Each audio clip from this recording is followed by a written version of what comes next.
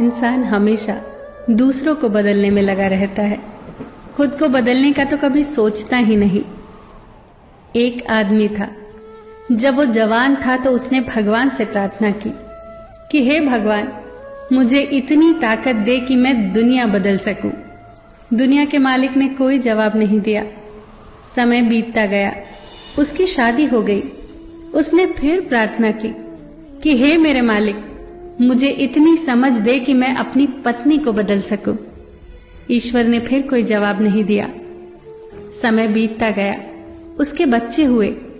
उसने फिर वही प्रार्थना की कि हे मेरे ईश्वर, मुझे इतनी समझ दे कि मैं अपने बच्चों को बदल सकूं। फिर कोई जवाब नहीं आया। अब वो इंसान बूढ़ा हो गया और एक दिन अस्पताल के बिस्तर पर पड़ा पड़ा जोर जोर से हंसने लगा अपने ऊपर।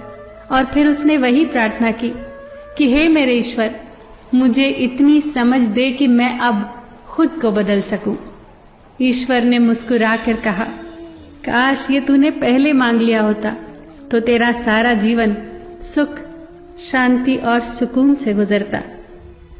पति पत्नी को बदलना चाहता है, पत्नी पति को बदलना चाहती है, बच्चे माँ बाप को और माँ बाप बच्चों को बदलना चाहते हैं। सब चाहते हैं कि दूसरा बदले तो मैं सुखी रहूं। ऐसा कैसे हो सकता है? खुद को बदलिए, तब धीरे धीरे सारी समस्याएं अपने आप समाप्त होने लगेंगी। एक और एक मिलकर 2 हो जाएं, ये गणित है। एक और एक मिलकर 11 बन जाएं, ये संगठन है। एक और एक मिलकर 1 ही रहे, ये प्रेम है। एक और एक मिलकर 0 हो जाएं, ये आध्यात्म है। और जब एक को एक से मिलने ही न दिया जाए, ये कूटनीति है। और जब एक को एक के विरुद्ध खड़ा कर दिया जाए तो ये राजनीति है। प्रेम क्या है और मोह क्या है? प्रेम में हम किसी के सुख की इच्छा करते हैं और मोह में हम किसी से सुख की इच्छा करते हैं। प्रेम में हम सुख देने का प्रयास करते हैं उसे जिसे हम प्रेम करते हैं, और मोह में हम उस व्यक्ति के माध्यम से स्वयं सुख लेने का प्रयास करते हैं। जब हमें कोई फूल पसंद आता है तो हम उसके पौधे को पानी से सींचते हैं ताकि वो फूल कई दिनों तक खिला रहे और ताजा रहे। ये है प्रेम। जबकि इसके विपरीत पसंद आने पर फूल को तोड़ लिया जाना मोह कहलाता है। प्रेम स्वतंत्र करता है, मुक्त करता है, मोह बांधता है। जो आपको बांधे वो मोह है, जो आपको मुक्त करके विकास की ओर ले जाए वो प्रेम है। जानते हैं, क्रोध का पूरा खानदान होता है।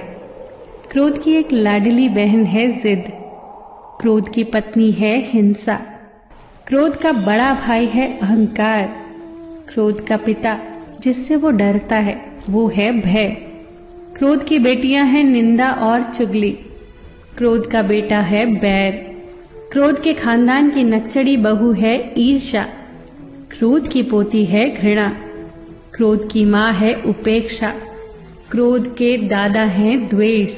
तो इस पूरे खानदान से दूर रहिए, बच कर रहिए, संभल कर रहिए। इंसान जब कोई अपराध करता है तो किसी व्यक्ति को अपने किए गए कार्य पर पश्चाताप होता है और किसी को कोई पश्चाताप नहीं होता, पर दोनों को ही अपराध का दंड भुगतना ही पड़ता है, क्योंकि प्रकृति का ये नियम है, जैसी करनी वैसी भरनी। अगर कोई क्रिया हुई है तो उसकी प्रतिक्रिया भी जरूर होगी। अब प्रश्न ये उठता है कि फिर पश्चाताप का क्या लाभ? क्या पश्चाताप का कोई मूल्य नहीं? मूल्य है।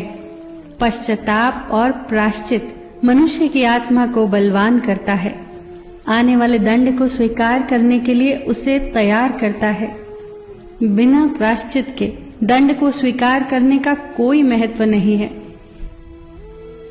ये बातें बहुत महत्वपूर्ण है, ध्यान से सोचना, समझना और जीवन में उतारना। फिर मिलेंगे दोस्तों अगली ऐसी ही कुछ अनमोल बातों के साथ। तब तक के लिए अपना ख्याल रखना और हमेशा मुस्कुराते रहना।